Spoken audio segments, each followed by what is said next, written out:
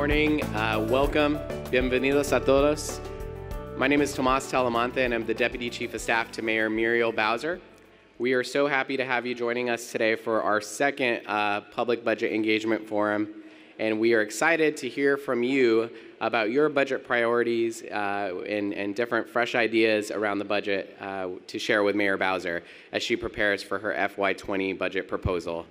Today you'll hear from the mayor as well as several administration officials about some of our past investments as well as looking to the FY20 budget and what you can expect.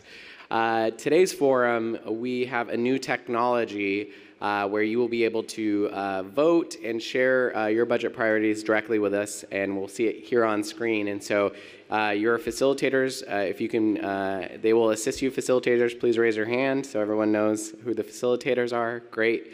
They are going to assist you with logging into our Poll Everywhere system. So if you would right now, take out your smartphone, tablet, or laptop. If you don't have any of those devices, your facilitators have some printed polling questions for you so you can participate.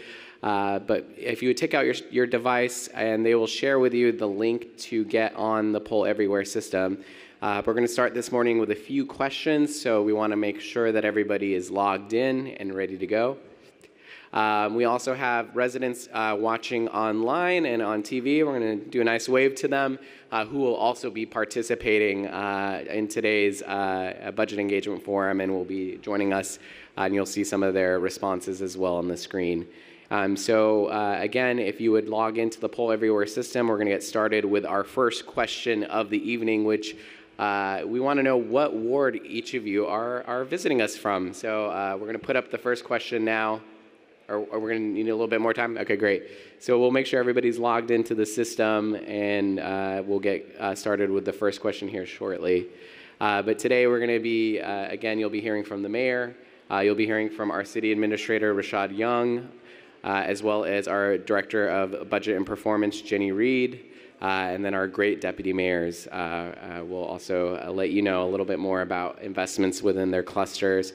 And some of their budget priorities looking to FY20. So, we're also gonna, today there's gonna be a pop quiz when we, after some of the presentations, so we urge you to be paying good attention, because there's gonna be a little prize for the winners of that pop quiz. And I can already, I see some tables already getting competitive, so we'll see which table brings home the prize. I think it may be table 12. That's just what I'm thinking. So.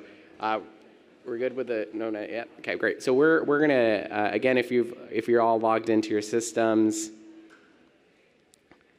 great. So first question is, we want to know which ward you're visiting from. So you can click on your ward, and you'll see the green dots start to pop up, and that's letting us know where you are visiting us from here in the room, as well as our residents watching online and on TV. So we're seeing great, a lot of Ward 7, but representation from all 8 wards is here.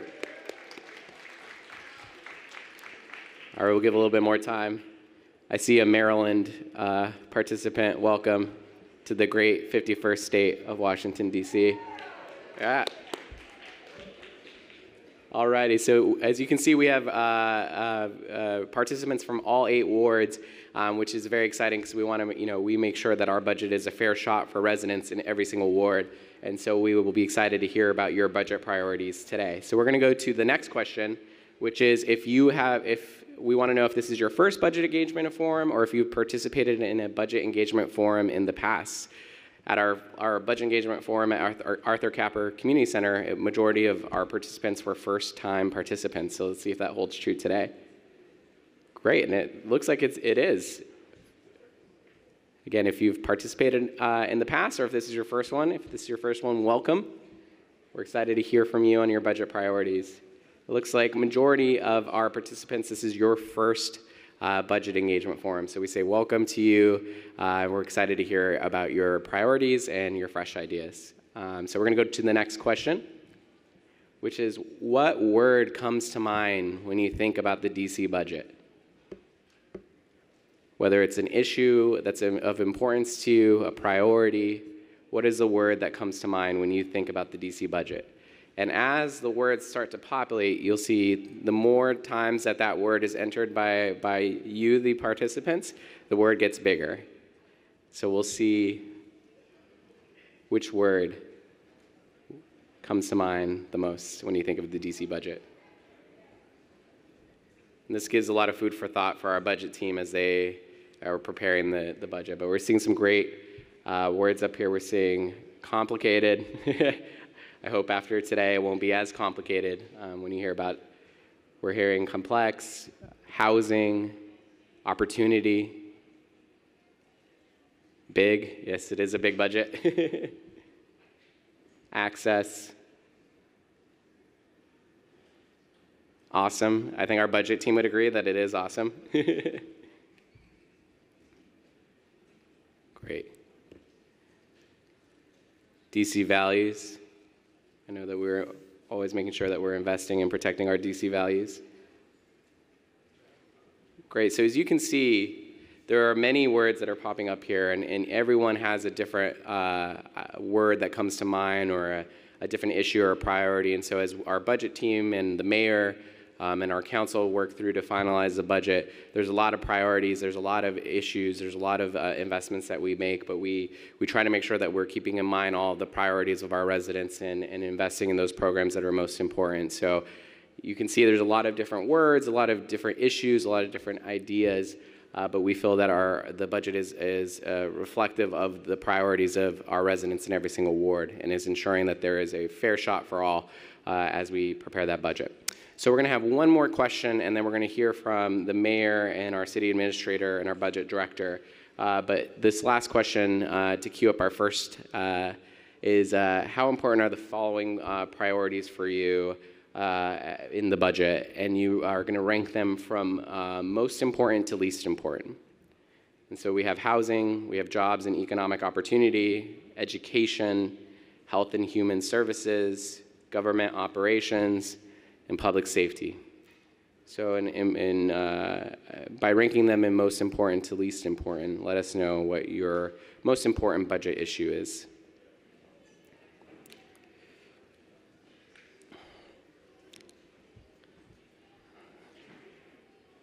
Great. And this was true of our last budget engagement forum on Thursday. Education is coming in at number one as the most important budget priority, followed by housing, jobs and economic opportunity, health and human services, public safety, and then government operations coming in last. But you'll hear about why government operations is important by the end of today. I want you all to keep this slide in mind. We're going to take this question one more time as we get through the program and see if your priorities change after you've heard from the mayor, our city administrator, and our budget team about the different priorities. And so before we move on to the next section, we want to just do a quick little roll call. So I want to hear about, are there Ward 1 residents in the house? Anybody from Ward 1? Woo! Good Ward 1. What about Ward 2? Okay. Not as loud as Ward 1. Ward 3? Or Ward 3 in the house? There we go. What about Ward 4? Great. Ward 5? Loudest so far. What about Ward 6? Okay. Ward 7? That's what I like to hear. And last but not least, the great Ward 8. Yeah, so I think Ward 7 won that one today. And we have our one visitor from Maryland. Welcome. Without further ado, I'm going to bring up our budget team to begin to talk about the budget. And then after the budget team speaks, you're going to hear from our great mayor. So without further ado, I'm going to call up our Director of Budget and Performance, Jenny Reed.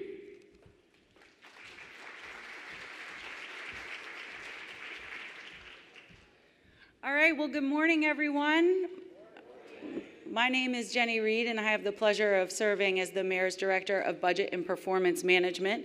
I'm going to talk to you a little bit this morning about some of the key priorities we invested in the budget in the current fiscal year that we're in, a little bit about our budget process, and then a little bit about where our dollars go.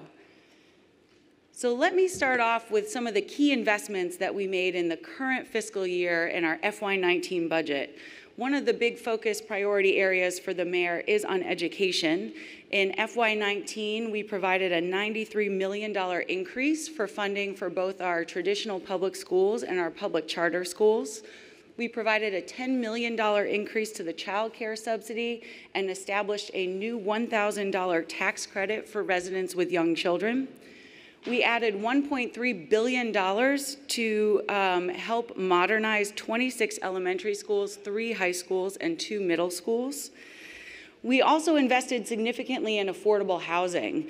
So we invested $4.5 million in our Safe at Home program to help make sure seniors can age in place. Another $100 million into our Housing Production Trust Fund and new money to preserve affordable housing that currently exists. And then we also invested $30 million in our Homer DC plan, which helps make homelessness rare, brief, and non-recurring. In public safety, we heavily invested in our Office of Neighborhood Safety and Engagement to help fund violence intervention strategies and prevention grants. And on our assets and infrastructure, we put a big down payment on our metro system along with our regional partners.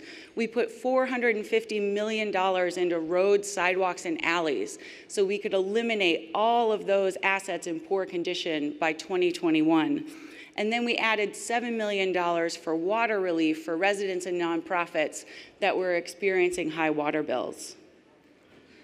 So a little bit about the budget cycle. The budget cycle actually lasts all year long. We start the process in November, where we start engaging with agencies and starting to hear their ideas for enhancements and new programs and services they want to see. In the winter, we then come out to you all and we start to do our engagement process, and we get to hear from you what are your priorities that you want to see in the budget. We then take all that input, we work with the mayor and the city administrator, and we produce the mayor's budget. This year, the mayor will deliver her budget to the DC Council on March 20th, and we will testify in front of council on that budget on March 22nd. From there, the budget goes to the council, and the council holds a series of hearings where the public is invited to testify and speak to those priorities that you think are important in the mayor's proposed budget. After the budget is enacted, my team actually comes back into play, and we start monitoring and watching how agencies are spending those dollars, making sure they're delivering the programs and services you care about, and tracking the data to know how effective they are. So a lot of you wrote in the word cloud things like complex and big and complicated for the DC budget, and you're not wrong. The DC budget is big, $14.6 billion operating budget. And one of the reasons why it's so big and so complicated is that we actually perform the functions of a city, state, and county all in one. The district is very unique and not like other places, so we do a lot here in the city. About $10.5 billion of those dollars are from local funds. This includes special purpose revenues like fees and fines that you might pay, and enterprise funds that get passed through our budget for areas like DC Water. We have about $3.5 billion in federal grants. One of the largest portions of that is our Medicaid funding. And we have about $0.6 billion in dedicated taxes. These are things that get dedicated to important priorities like, for example, the Housing Production Trust Fund. In addition to our operating budget, we also have a capital budget. So our operating budget really helps us make sure that we can fund the employees that do the day-to-day work. We can make sure that the lights are on, and we can fund a lot of the annual programs and services that people rely on. But we also have what's called a capital budget, and that helps us build our long-term assets. So the recreation center that you're in, the schools that you see, the libraries that we build, all of these are done with capital dollars. In FY19, our capital budget is $1.7 billion, and it's about $8.2 billion over the next 6 years. So where does that money go? The largest share of our gross funds budget, so of that $14.6 billion, goes to Health and Human Services. It's about $5 billion. That helps fund programs like the Department of Healthcare Finance, which provides healthcare coverage to DC residents. And we spend a lot of Medicaid dollars here to help provide excellent coverage. The next largest share is our enterprise financing and other. So these are things like our debt service payments, our retirement costs, and also pass-through dollars for areas like DC Water. Next up is education at $2.7 billion. This supports our DC public schools, our charter schools, also our recreation centers, our libraries, our University of the District of Columbia. We spend $1.8 billion on government operations and public works. So these are the folks that help pick up your trash, that help clean the snow. These are also people like the Department of Human Resources that help hire residents into DC jobs. We spend about $1.4 billion on public safety. So this goes for the Metropolitan Police Department, for fire and EMS, and for the Office of Unified Communications, who are the folks that answer the phone when you call 911 or 311. We spend about $442 million on jobs and economic opportunity. This is areas like the Department of Employment Services that provides job training, and the Department of Small and Local Business Development. And then we spend about $400 million on housing, the Housing Production Trust Fund, our Safe at Home program, our Preservation Fund, and other programs that help build and create affordable housing here in the city. So I want to thank you all for listening to the quick Budget 101. I now want to turn it over to our City Administrator, Rashad Young, who's going to talk to you a little bit more about the specific priorities we're investing in FY19. Thank you.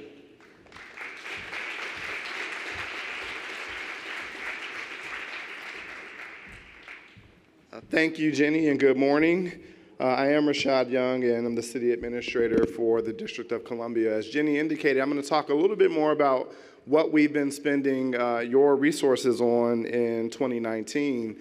And these priorities are things that the mayor has asked us to focus on in this fiscal year and really do reflect a lot of the feedback that we have gotten from the community over the last several years about where we should put our dollars. And so those priorities include tremendous focus on education and accelerating improvements and outcomes for young people in our public schools and public charter schools, increasing our investments in seniors, expanding the reach of our health and human services programs, making sure that our communities and neighborhoods have the public safety resources and assets that they need, providing safe and efficient transportation, focusing on job creation and job development, and making investments in our infrastructure and community spaces. And so I want to talk a little bit more about where these dollars are going programmatically. You heard Jenny talk about $2.7 billion being spent in education. $1.7 billion of that are for education services and supports for both our public schools and public charter schools. $87 million has been invested for programs at the University of the District of Columbia and the Community College, $61 million for libraries, $41 million for parks, $19 million, which is a tremendous increase over what we were able to do in $19 million for out-of-school time programming. In the health and human services space, where we spend $5 billion, I want to highlight just a few things here. $7.4 million that we've invested in school-based nursing and mental health services in our schools. $5.3 million to assist seniors and low-income residents with their heat and energy bills. Nearly $30 million to move forward the implementation of Homeward DC, which is our strategic plan to end chronic homelessness in the district, and $7 million for water bill relief for both residents and nonprofits who are experiencing increases in their water bills due to the stormwater charges that are been increased there. In the public safety space, we've invested not only in our traditional public safety activities like MPD and police officers, but $1.5 million in our violence prevention and violence interruption programs through the Office of Neighborhood Safety and Engagement. Another $575,000 for the Pathways program, which is also a program of the ONE's office that focuses on the most at-risk individuals who could be victims of or engage in violence. $500,000 for our private security rebate camera program, where homeowners can get cameras at their houses and businesses can get cameras put up at their locations to help improve safety.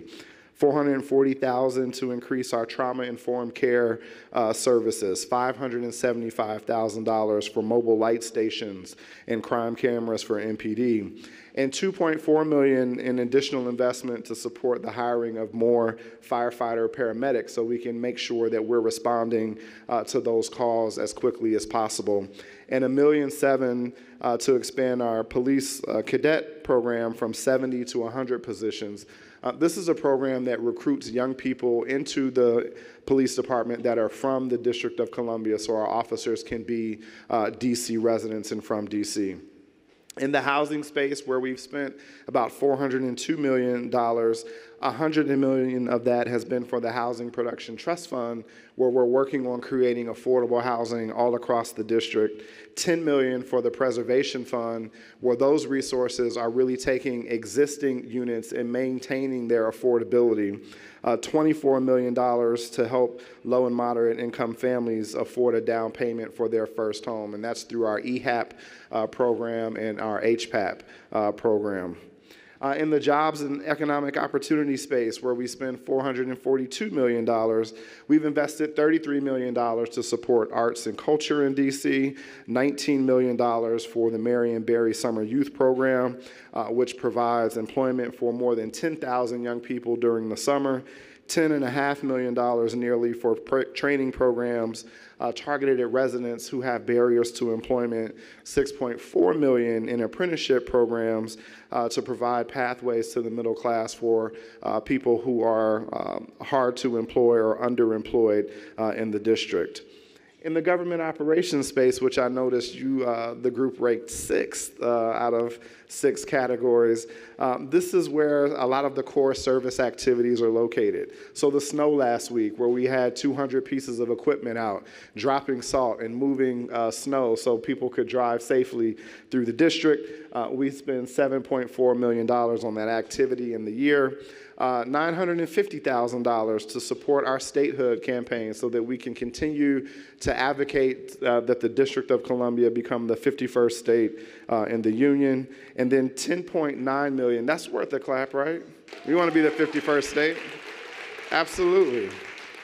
And then $10.9 million to demolish DC General, as we have closed that facility this year and moved our homeless families or families who are experiencing homelessness to better conditions all across the district.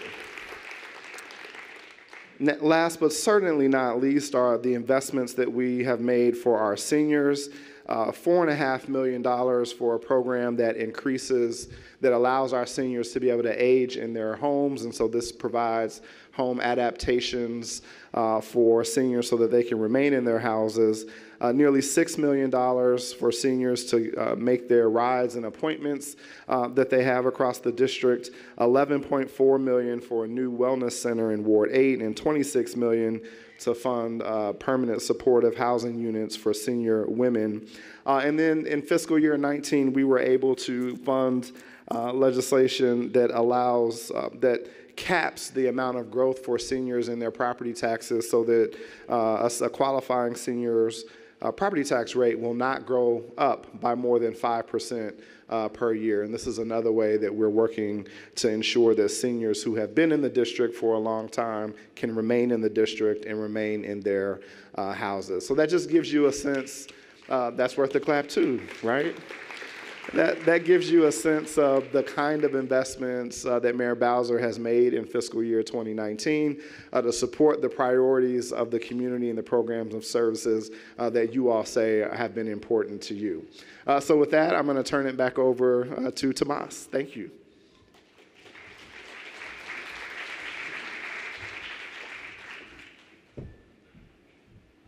Thank you to the City Administrator and to Jenny for the great overview of the budget process and past investments.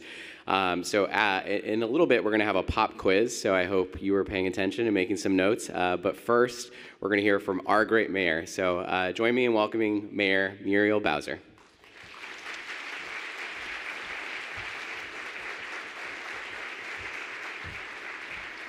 Well, good morning, everybody. I am really excited to see you, and I see you've rolled up your sleeves and you're very serious this morning. And I understand that because we're talking about serious business, and that is how we will make collective decisions to invest over $14 billion of taxpayer money into the programs and services that are going to make the biggest difference for the most people in Washington, D.C. And we are going to make those decisions collectively based on our values. So you heard already from my budget director, Jenny Reed, and the city administrator, Rashad Young. And with them are, teams of people and our agency directors who have been working for several months in setting priorities, looking at our revenues, listening, and looking back to the investments that worked and the things that we didn't know about that we could add and suggest for an upcoming budget. And that is really no different than what you do at your homes each month and each year to look at your own revenues, the things that you must accomplish, the things that you would like to accomplish, and set your budget moving forward. Those decisions for us and for you sometimes require trade-offs, sometimes require going out and figuring out how to bring in more money or cut the things that aren't working for you or look for the things that could work for your family better. And that's what our entire budget process is about too. And when I walked in, Jenny Reed was giving a presentation. And many of you may know Jenny Reed from her pre-government days, like I do. And she was probably out at one of these budget forums, like you are right now, talking to the then mayor or council about how those budget priorities would match. And so I got the opportunity when I became mayor to hire Jenny. She came in as our deputy, and you can see that she's fast advanced to not only be the to be the director for budget, but also the director for performance management. And she was you just a little while ago for the Fiscal Policy Institute. So give her a big round of applause.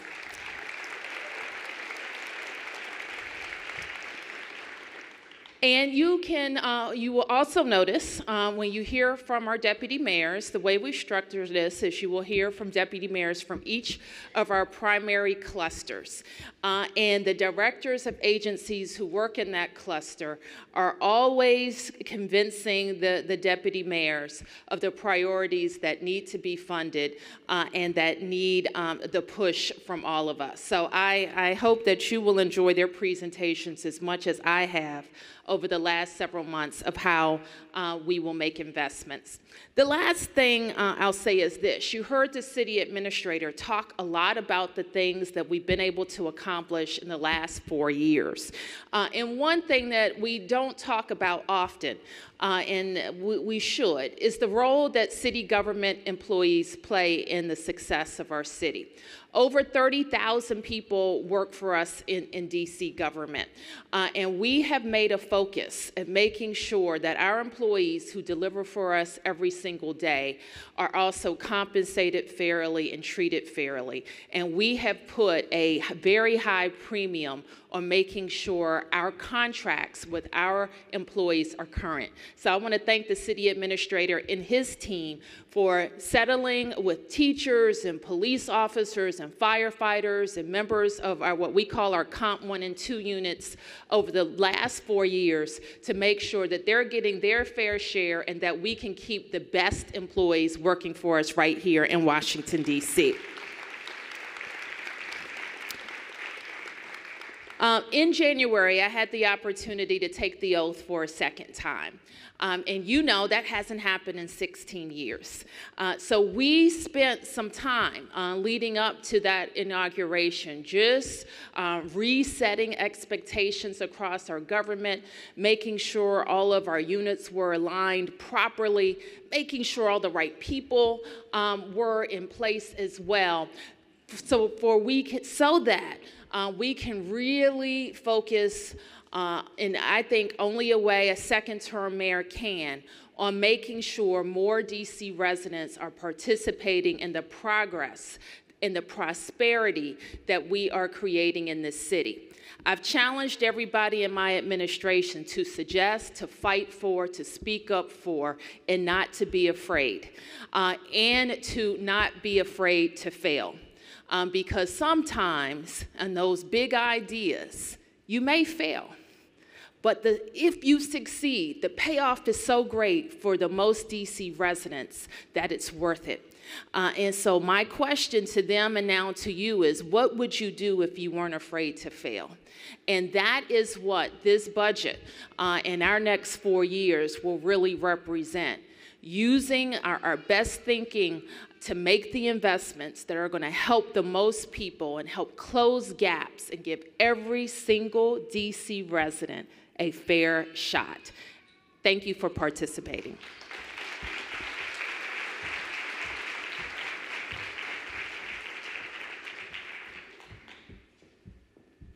Let's hear it one more time for Mayor Bowser.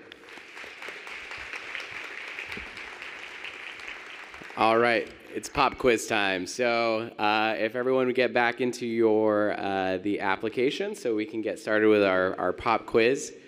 Which table thinks they have the winner of the pop quiz seated? Which table is it? Oh, table 3? Table 14's right there? Okay, so we're going to see. So we have 4 questions that we're going to ask you all about the budget presentation. And then at the end, we're going to have a special prize for our winner. So our first question is, what is the District of Columbia's fiscal year? October 1st through September 30th? January 1st through December 31st? September 30th through October 1st? Or June 1st through May 31st? What is our fiscal year?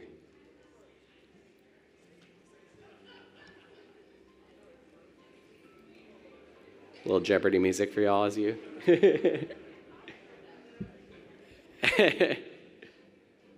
All right, about one more second. The answer is October 1st through September 30th. We've got 77% of you got that right. And now we'll go to our leaderboard and see who's at the top. Eva Elizabeth. Where's Eva Elizabeth at? You're leading right now. Woo, at table 9. Good job, Eva. Let's see if you stay in the lead. Let's go to our next question. How much was DC's FY19 operating budget for programs and service? Again, that's the day-to-day. Think day-to-day operations. Was it 10.9 billion, 11.9 billion, 12.9 billion, or 14.6 billion? Let's see if you got the answer.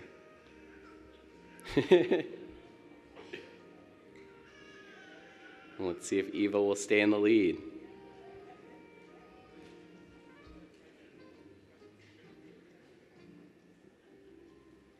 All right, the answer is 14.6 billion. 76% of you got that right. And now we're going to go to our leaderboard and see. Oh, Eva's still in the lead. Good job, Eva. Let's see if table 9 will take home the prize. Our next question, how much is DC's capital, FY19 capital budget? 1.7 billion, 2.3 billion, 3.3 billion, or 4.3 billion? That's our capital budget. Think school modernizations, projects like that.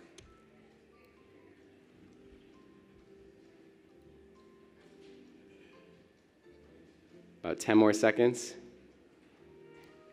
Eva wants to hold on to that lead. We'll see if she does. All right, and the answer is 1.7 billion. 52% of you got that right. And to our leaderboard, Eva stays in the lead. Good job, Eva. All righty, and we are on our last question. Which of the following areas is allocated the largest percentage of the budget? Is it jobs and economic opportunity, education, health and human services, government operations, public safety, or housing?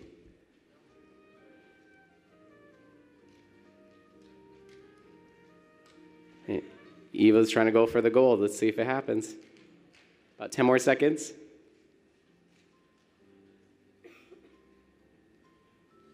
All right, and the answer is health and human services. 65% of y'all got that right. Good job.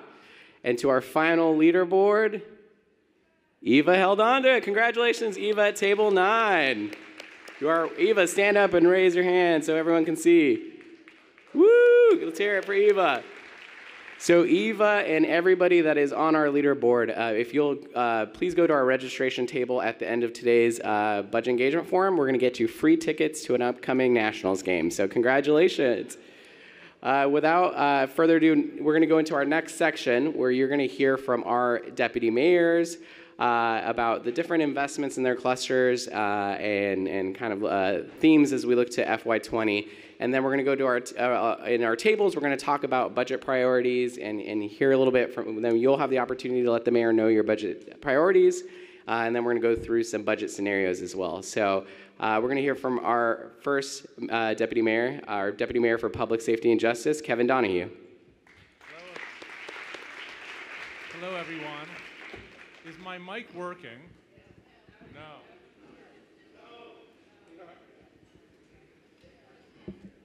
Is my mic working now? Okay. The other night I talked for 2 minutes without my mic working. So I've only gone 10 seconds now. This is, for me, my 5th year of doing the budget engagement forums, which if my math is correct, this is my 14th, because my 13th was 2 days ago. And I know that really, so I'm public safety. And I know when you do the prioritization, we were in 5th place. So if you've been to one before, you know this was the first year that we had an interactive voting mechanism. So I took this as an opportunity. So I took out my personal phone. I'm generally not allowed to do this because I'm an employee of the mayor's. And I entered in the website, and I knew this is about speed, so I'm gonna put public safety first. I'm gonna put government operations second because I know they're always 5th or 6th. And I'm gonna push the buttons really quickly. And so I hit the button and I saw government operations leap from 6th place to 4th place. And public safety go from 5th place to 3rd place. And I counted how long was this gonna last. It's like 1, 2, and it lasted about 3 seconds, back to 5th place. Which is the deputy mayor for public safety, there's upsides to you prioritizing other things, which I'll get back to in a moment. So since this is my 5th year, I've thought about, well, how has it changed over the years? So get a little moment in time of 2015. So in 2015, as a city, we had sent out the exact same number of ambulances, 39, each day for 15 straight years. Think about how our population has grown. Think about how 911 call volume has grown. 2015, we were losing police officers, sometimes a dozen a week, more than we were being able to hire. And our officer force strength at MPD had fallen to its lowest levels in about 11 years. And we had not hired a 911 call taker in 8 years. So there was a lot of like what I call the basics of what a city does that was the priority of what I would pitch during these sessions. So we hired 56 new call takers between 911 and 311.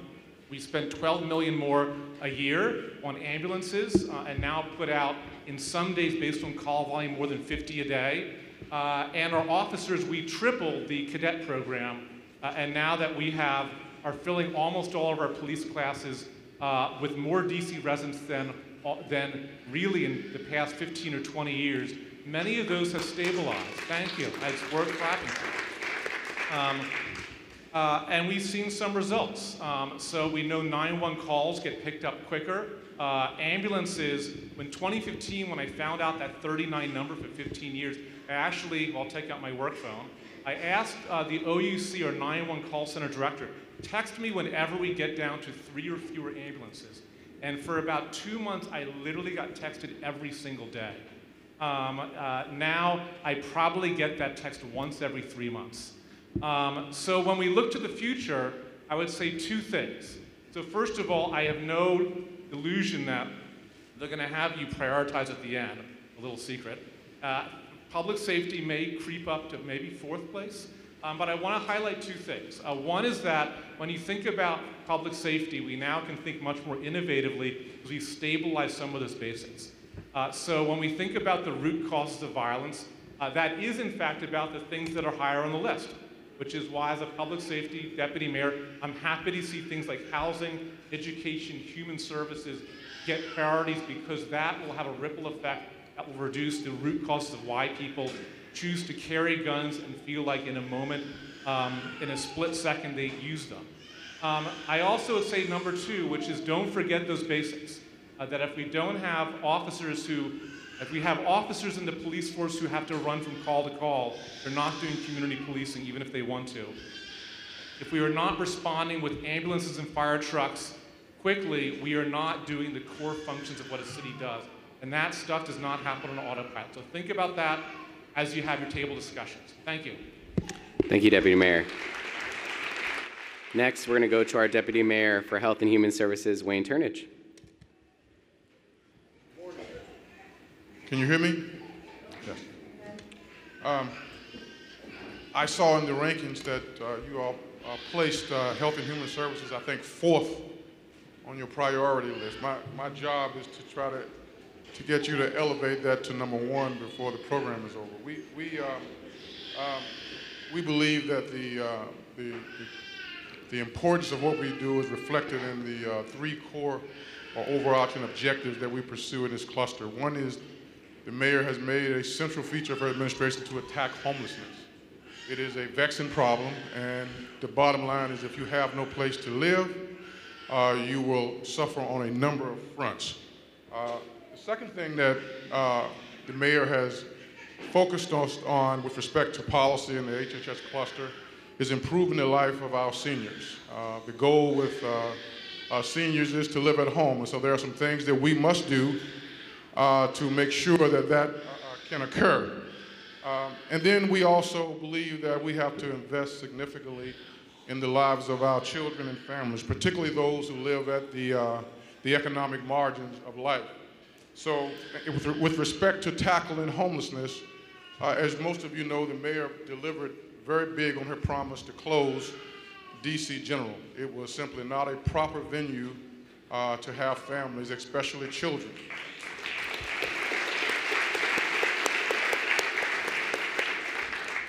And as a result of that closure, the mayor was able to invest significantly in short-term family housing. We now have short-term family housing in wards 4, 7, and 8. And if you all give this issue a priority in your budget, we hope to open short-term housing in 3 other wards in the city.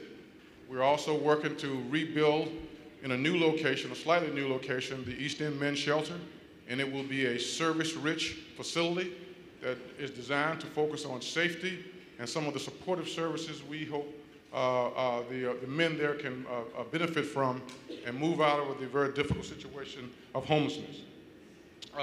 When you look at all of the investments that the mayor has made in the area of homelessness, you will see that there has been a 40% decline in family homelessness. That's a significant drop. I don't think any other jurisdiction in the country can boast of that metric. And overall, you will see we've generated a 16% decline in homelessness, including both families and adults. So that investment is paying off, and we would hope that you, as you work through your budget priorities, you would give that more consideration. With respect to our seniors, again, nursing homes are fine places. They are institutions that provide a valuable service. But if you talk to most seniors, and I'm 61 this year, and so I'm getting up there, I would prefer to age at home. And aging at home is, the research shows that if you allow a senior to age at home, the quality of life is substantially improved and the longevity of their life is improved. And so how do you do that with a senior population that sometimes has disabilities, cannot perform all their activities of daily living? Well, you invest in the kinds of services and programs that can be utilized in the home that will allow them to stay at home. We spend over $200 million through the Medicaid program in personal care services for our seniors. $200 million. That helps people who have difficulty meeting the activities of daily living, dressing, bathing, feeding yourself. That allows them to benefit from personal care aides who come into their home and help them get through the activities of daily living. We've also invested significantly in adaptations, physical adaptations to the home that will allow seniors who have disabilities to negotiate on a daily basis and stay in their home. So we hope that you consider this investment and our desire to continue to do more such investments as you work on your budget priorities later in this meeting. Lastly, we recognize that we have to invest significantly in our children and our adults who, again, live very close to, if not in poverty. You should know that there are significant disparities in this city when you look at the income distribution and when you look at health outcomes, particularly when you compare Ward 8 to the rest of the city. It is a tale of two cities. And if you want to address these disparities, which you have to address if this city is going to prosper as a whole, you need to basically focus on the things that are required to reduce, for example, the very tragic differences that we see in short-term birth outcomes for the residents of Ward 8 versus the rest of the city.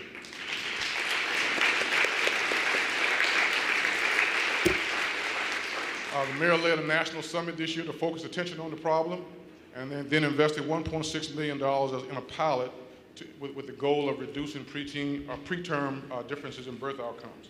We also are focusing on health care. If a city is going to prosper, its residents have to be healthy. What a lot of people don't realize in the mayor's budget, because it's not highlighted for some reason, we spend $3 billion. Say that real slow. $3 billion on health care coverage for people whose income is less than 200% of federal poverty. That's $3 billion. And as a result of that expenditure, and as a result of the very progressive work of the healthcare exchange, fully 98% of the people in the District of Columbia have health insurance.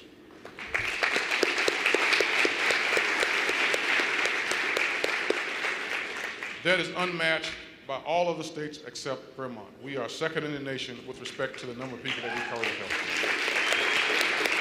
care.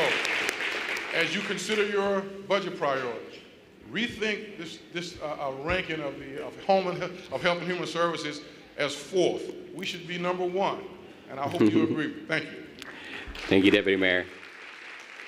Before we go to our next Deputy Mayor, I want to acknowledge the Ward 7 Council Member, Vincent Gray, who has joined us. Thank you for joining us, Council Member.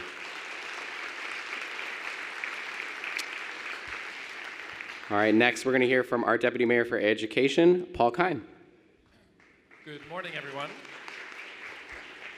Is this microphone working? Mm-hmm. Yes? My name is Paul Kine. I'm the Deputy Mayor. I have the honor to be the Deputy Mayor for Education, working for Mayor Muriel Bowser. And as we think about the budget trade-offs that we have to make collectively across the city and as a government, and as I make my pitch for education in the education cluster, I wanted to start with a very simple question. Do you love children? Do you honor children? Do you think that Washington, D.C. can be a city in which every single child is raised to fabulous outcomes, a successful and happy life, regardless of the circumstances of their birth? Because that is the work of the education cluster, and that is the journey that we're on. And we are extremely proud that we are on that part because of incredible investments made by Bowser in early learning. We continue to be the envy of the nation in terms of our investments in early child care. We also have continued to invest in our teachers to ensure that they are compensated in the ways that they need to be. We have also continued to invest in our beautiful buildings, our school buildings and libraries and recreation centers to ensure that all children have learning environments that are conducive for their learning. We have done a lot, and we certainly have a long way to go. So how do we think about the continuation of this journey in our education cluster? Well, first, we need to continue to invest to ensure that every single child is ready for school. Every 5-year-old in this city should arrive at kindergarten with the academic skills and the school-appropriate behaviors that they need to be successful. We need to continue to invest in access to early child care seats for our littlest residents. Of course, that's worthy of applause.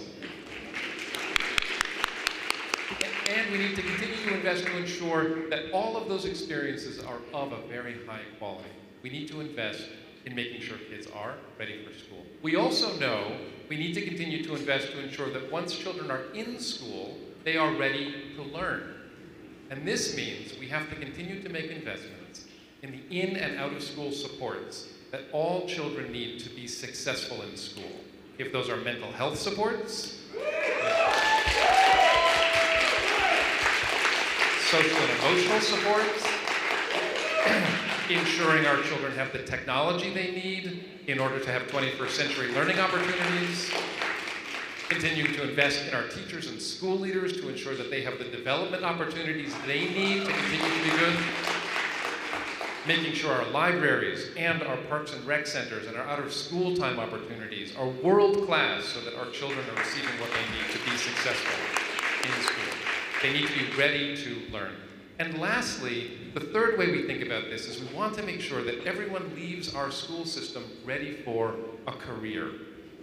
And this means we have to continue to invest in our secondary pathways, middle schools through high school, integrating our academic with our job readiness skills to make sure that young people leave school, going to college if they want with the skills that they need, but able to enter the workforce when they're ready for it. So we continue to believe they have to be ready for career, including investments in UDC. So, as you think about whether or not you want to retain education as number one, I would encourage you to think about those three areas: ready for school, ready to learn, and ready for career. Thank you. Thank you, Deputy Mayor. Now to try to convince you to move her from the lowest priority to the top is our Director of Agency Operations, Victoria Wassemer. Thank you, Tomas. Okay, so I know I have my work cut out for me because government operations was rated number 6, but I'm going to try and do my best to at least get the percentage of where we are in government operations up. Now, I'm originally from Chicago, although I've lived in DC for 25 years and raised my family here. And of course, in Chicago, we had the Bad News Bears and we had our Cubs team. And so rooting for the underdog has always been one of the things that I have found to be my mantra. And of course, my sons now, and so are we, big fans of the DC sports team, including the Nats and the Caps and, of course, the Wizards. As we think about government operations, I want to draw you back to last Wednesday when we had our snow. Government operations is part of the insurance to ensure that we can fund the snow team so we can clear our streets and clear our sidewalks so folks can get back to work and get back to school. Now, the mayor takes very seriously the safety of all the residents and the commuters within the district, and it's a tough decision we have to look at closing government and closing DC public schools. And at the same time, we also lose our economic contributions when we have to make that decision for closure. And we also lose the learning opportunities that are happening in those schools. And so our team takes very seriously the snow team, over 1,200 folks who are led by the Department of Public Works, our District Department of Transportation, and our Homeland Security Emergency Management Agency to coordinate the 1,200 folks who are on the streets, ensuring that we're able to get those things back opening and running again, and so that you can be safe when you do your commute. So I hope that you consider, again, the contributions that the government operations team is doing related to snow removal. The DPW team is also responsible for collecting your trash and our recyclables. This is an important function of government, and really it's part of what makes most city services go and operate.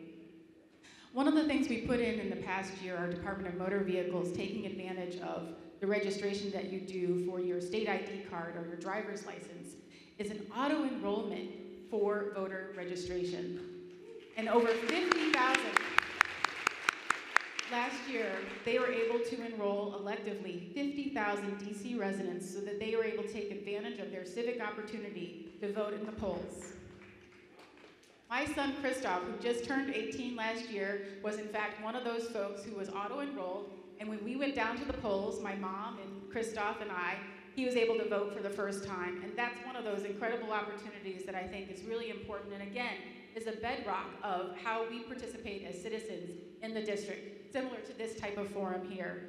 So again, a great opportunity to try and figure out how can you provide government services in a more seamless way. And that's one of the things that we're talking about very much so in terms of improving the residents' experience as they interact with the district and the services that we provide across all of the clusters, not just in government operations. The last thing that I wanted to highlight in particular, because it's something that's worth noting, is access to all of our facilities, including municipal facilities, libraries, our election booths, schools, pools, and park recreational facilities. Next year will be the 30th anniversary of the American with Disabilities Act, and that is something that we have taken very seriously as we've assessed all of the facilities for access for all of the residents of the district. It also includes language access, and that's something that's incredibly important as well. And so part of what we take as a forefront when we look at modernizing our school facilities to ensure that they're fully accessible, we also will, by the end of this year, fully assess all of our recreational facilities. So all of the citizens can take advantage of our recreational facilities. So again, another part that's an incredibly important part, and I think the mayor spoke to this issue around the workforce of the district, our Department of Human Resources, in fact, over the past 4 years, has helped to ensure through job fairs and other outreach efforts that 15,000 DC residents were able to find good jobs in DC government. Those jobs are secure jobs, they're jobs with benefits, and it's one of the things that we take really important as well, is ensuring that they have the full access to those sorts of services.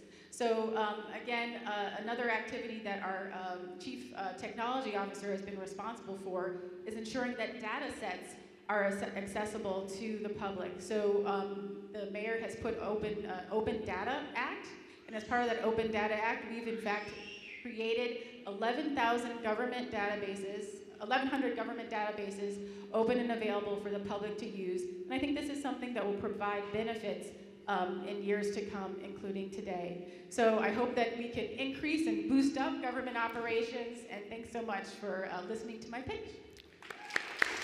Thank you, Victoria. Yep. Before we go to our next director, I know Ward 7 was our loudest ward. Ward 7, you still there? Still our loudest ward? That's what I thought. All right, now we'll hear from our acting director of planning, Andrew Trueblood. Thank you, Tomas. My name is Andrew Trueblood. I am here on behalf of the Deputy Mayor for Planning and Economic Development, Brian Kenner.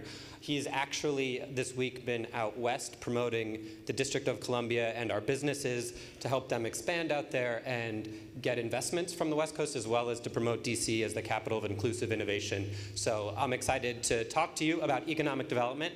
But first, I do want to actually give a pitch for government operations, because one of the parts of economic development is infrastructure, and infrastructure is within the government operations. So the sidewalks that we walked on to get here, the roads we used to get here, the alleys that are behind our houses, all of those are critical investments that we've been focused on over the last 4 years. $200 million actually to get all of our alleys replaced, to get our sidewalks to a state of good repair, and to get our roads to a state of good repair. And those are critical investments that we'll be making in FY19 and beyond.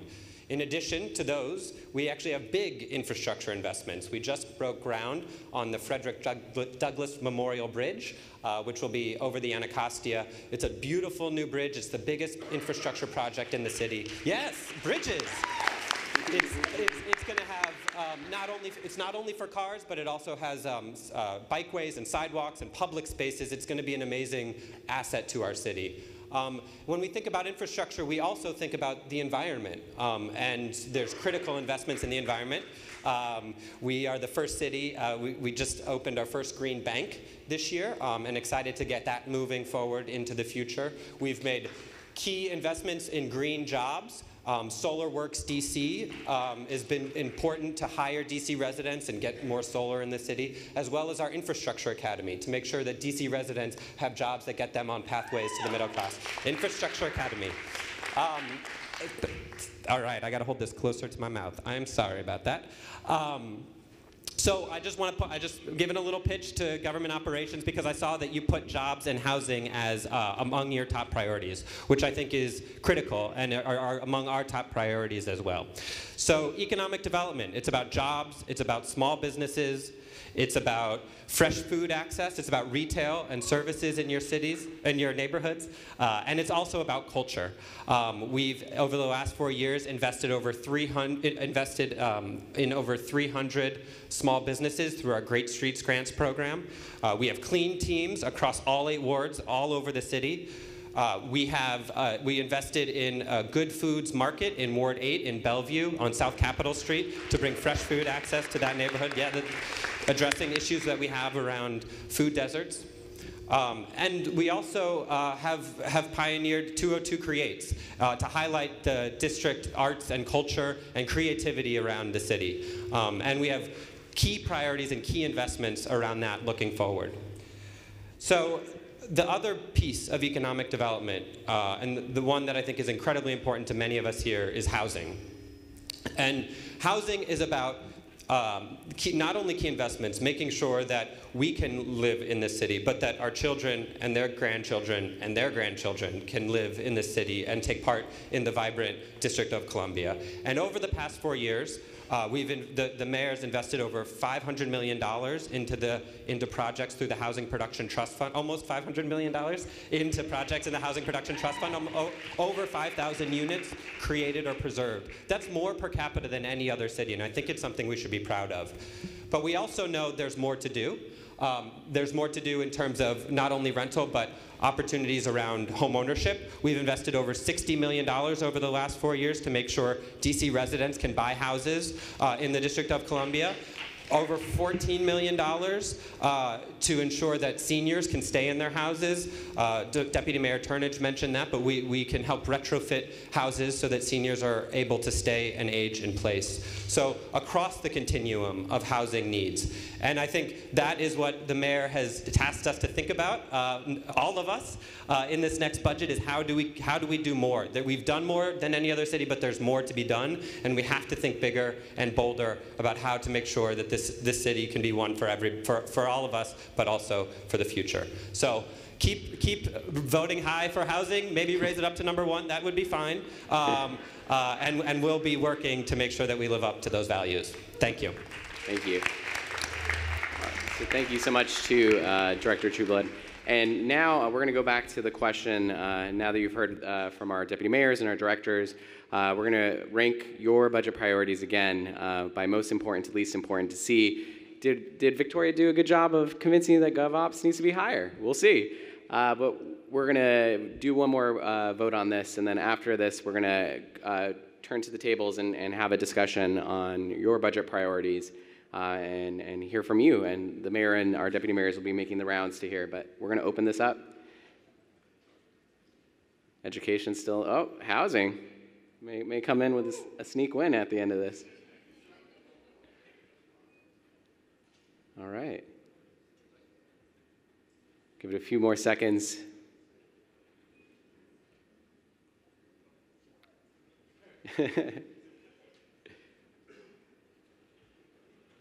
Well, it looks like Director Wassmer did her job. Government operations moved up to 5th.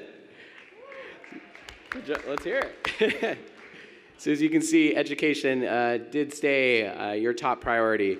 So good job, Deputy Mayor, on keeping yourself in the lead there. So now we're going to turn to the tables, and we want to hear from you. So as a table, did anybody's budget priorities change after hearing pitches from the mayor? You can simple raise of the hand if your budget priorities changed any of your orders. It looks like a few did, yeah. So as a group now at your tables, we're going to jump into a discussion about your budget priorities. What do you want to see, and what do you want to tell the mayor about what you want funded in the FY20 budget? As a table, you'll decide what is the budget priority, budget issue that you all had most in common, and then we're going to call on some tables to present those out to the mayor so that she can hear directly from you on what your budget priorities are. So we're going to do that for about 10 to 15 minutes, and then we're going to, our amazing Chief of Staff, John Falchicchio, is going to come up and call on some tables to do some readouts. So we'll start that now. Thank you all so much. Thank you all. would like to start talking about maybe what brought them out today, their budget priorities, what they would like to see. Do you guys mind talking just a little bit? We're defending everyone, right? It already provides driver's license, it already provides health care, but we're talking about that there are people that are going to be detained and sent back to their homes. Church with, right? And they're telling me that they're having special needs in their schools, but they don't even know who to talk to. They don't even know how to vocalize, right? When they get to the point of hanging out, they have experienced something in that learning environment where they didn't feel confident, they didn't feel that they could achieve their own goals. So that they're not spending their valuable time on... Yeah, we tried that with MOLA. It worked. It worked? It worked. Okay. All right, good afternoon, everyone. My name is John Falchicchio. I'm Mayor Bowser's Chief of Staff. What we want to do next in this portion of the program is hear from individual tables about how you prioritized the issues that you see on your sheet and that's been on the screen today. So let's see what table wants to go first. Now, there's one caveat. We're in Ward 7, so we have to hear from a Ward 7 resident. Where do we got it? Where do we got it? Where? Table 22? Table 22, Ward 7 resident. Tell us your name. We know you're a Ward 7 resident, but tell us your name. All right, guys, so table 22, right over here. Hello? Yes. Okay. Right over there. It's right over this way, folks. Hello, Mayor Bowser. My name is Nevaeh Zare Brown, and today I will share with you our table's wide range of budget priorities that we are passionate about and want to bring forward to you. We advocate for an increased budget in housing for our community with disabilities and increased funding for our vulnerable and immigrant communities.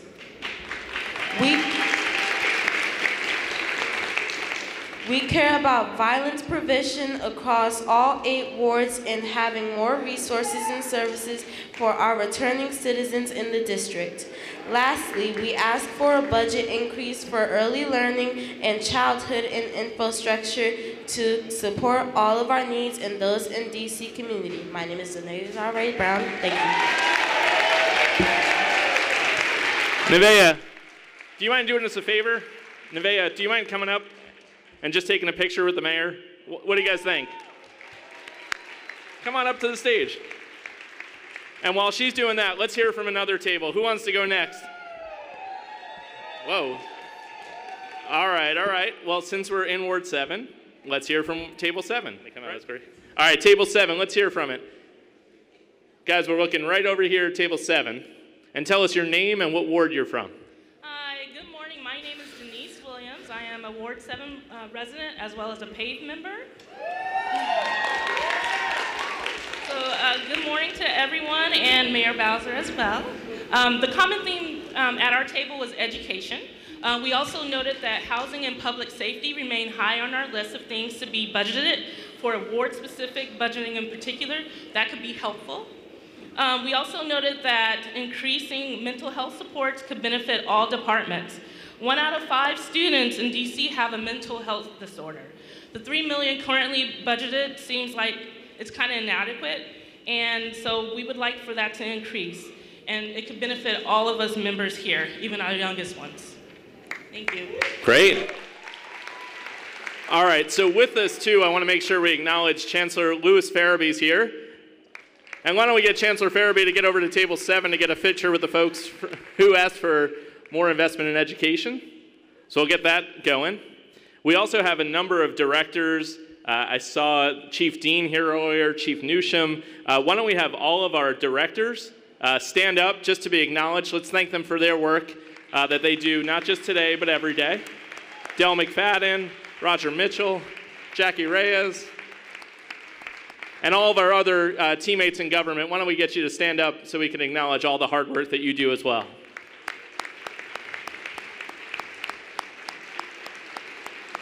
Great. All right, with that, which table wants to go next? Whoa. All right, I got to give it up. Table 13, like everybody's out of their seats. So let's hear from 13. We have time for one or two more. It's okay. Tell us your name and what ward you live in. Good afternoon, everyone. My name is Linda Shabazz. I live in Ward 7. I'm happy to be here. Nice to meet you. I want a picture. Okay. Our issues were grants and education for people with disabilities, tutors in schools, and you know, everyone's probably tired of riding the roller coaster ride in Ward 7 with the potholes, and street repair, and street lights. We need housing as a universal human right for all district residents. We'd like to see job security, more opportunities for district residents, which means partnering with other agencies, major employers, such as CVS, Safeway, so forth, Whole Foods, things like that. Legal representation for residents detained by ICE.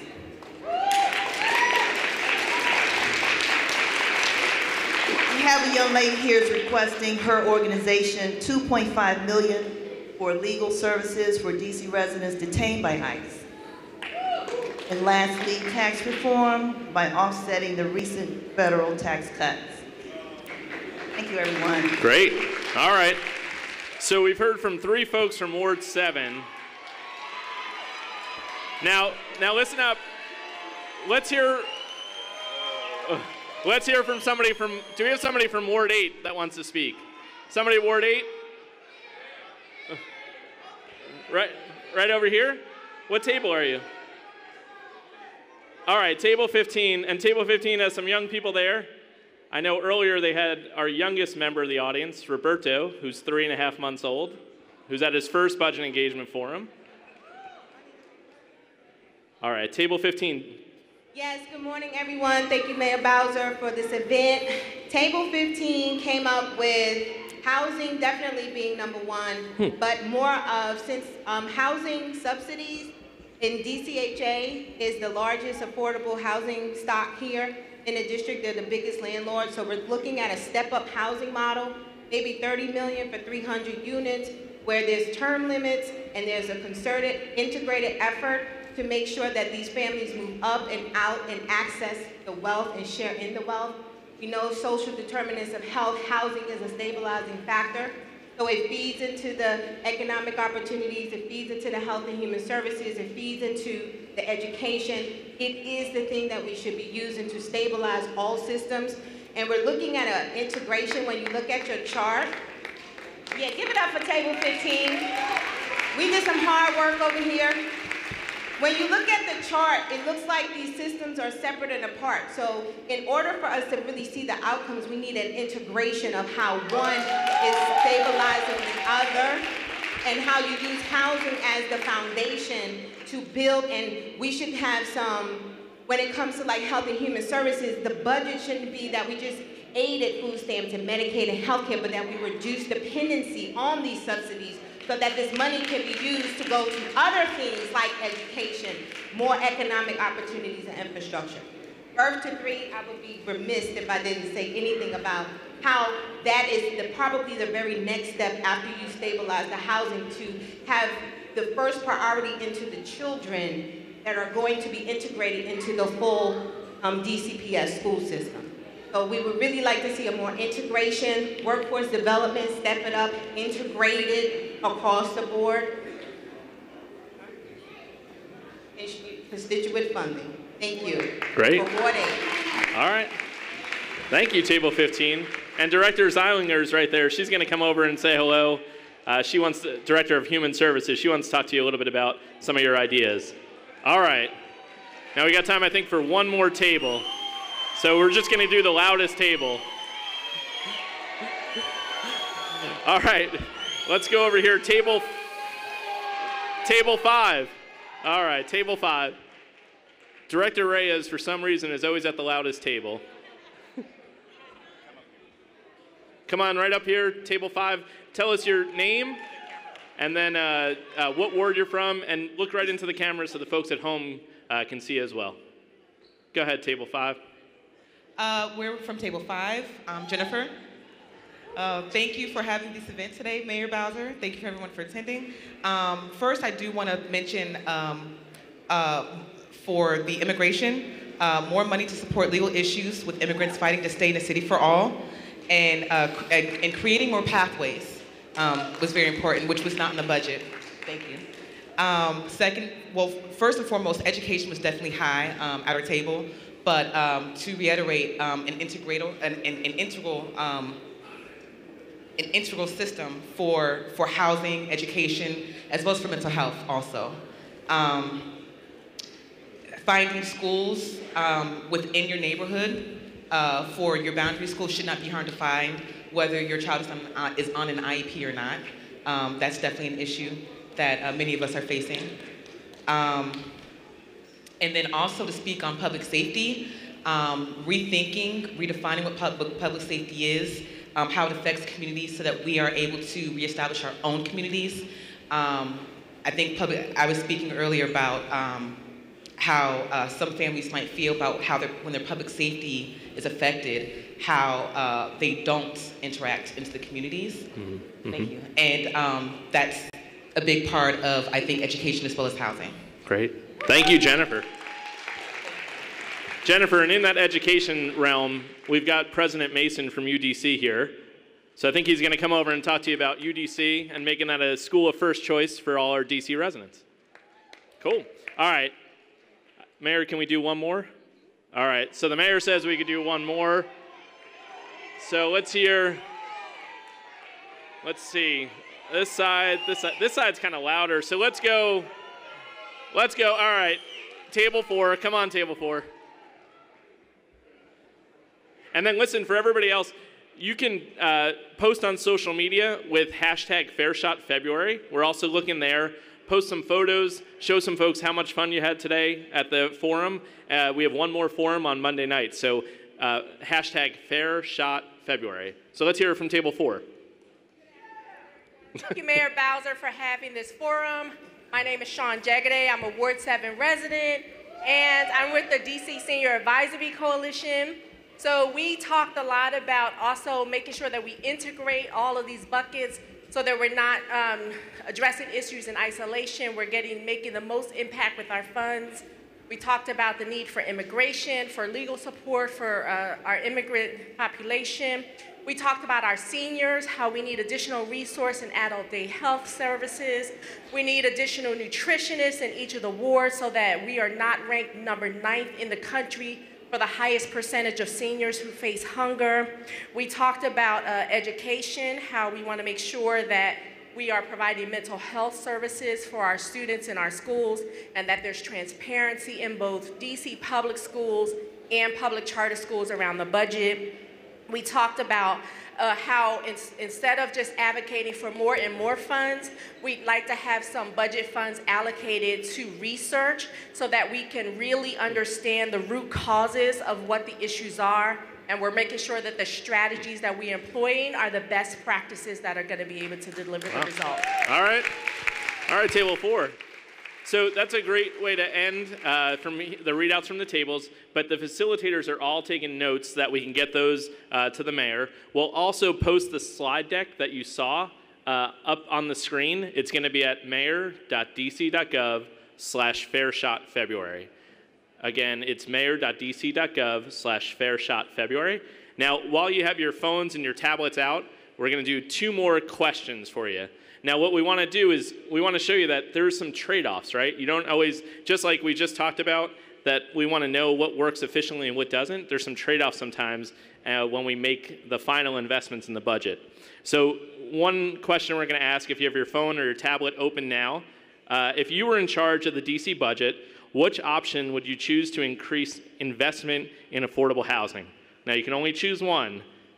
I would reduce investments for other district programs like school modernization or public safety programs and redirect the funds to public housing, or excuse me, affordable housing. I would create a special tax on properties over $1 million and use the new revenues for affordable housing. C, which is I would let buildings be taller or denser if the building produced more housing and more affordable housing. Or D, we should not raise any additional revenue. So we're going to open the voting now, A, B, C, or D, on this question about affordable housing investment. Since this one's so tough, we don't even have the Jeopardy music. And you can lobby your neighbors if you want. Seems like the special tax is leading the way. Let's see, about 10 more seconds. All right, so it came out to be B. Let's hear a round of applause if you said, I would create a special tax on properties over $1 million and use those revenues for affordable housing. Okay. All right, one more question for you, so keep those tablets and phones out. Imagine that you were in charge of allocating the district's capital budget, like the mayor, right? Put that hat on right now, and you have $1 million left to do one of the following projects. Which one would you choose? So A is a set of basketball courts. The asphalt and bleachers are crumbling, and the hoops need paint and repairs. The courts are heavily used by about 150 people across several club and school teams from all over the district, most of which have nowhere else to play. An investment may increase usage. That's A. B is the roof of an elementary school that has been patched extensively but continues to leak and needs replacement, and there's 400 students that attend the school. And then C, a particular stretch of road that has multiple pedestrian fatalities. Safety improvements in the corridor would potentially save lives over the next 5 years. It's a tough one. It's a very tough one. So A, B, or C? And sometimes when it comes to the final decisions in the budget, these are some of the tough decisions you have to make. So let's see where we are. And we'll leave it open for 10 more seconds. And it looks like in this scenario, option C, which was taking care of that stretch of roadway, was the one that folks prioritized. So really, today, we wanted to show you that although we are the envy of many cities around the country and around the world for the amount of investments we can make in our people, in our infrastructure, and our city, we still have to make some tough decisions. So I hope you'll keep telling us what you think we should prioritize. You could use that hashtag, hashtag FairShotFebruary, to keep giving us your suggestions, tell people about your time here today. And then also, all the materials, again, are going to be at mayor.dc.gov/FairShotFebruary. And now I'm going to bring up Mayor Bowser to close us out. Thanks, everyone, for being here.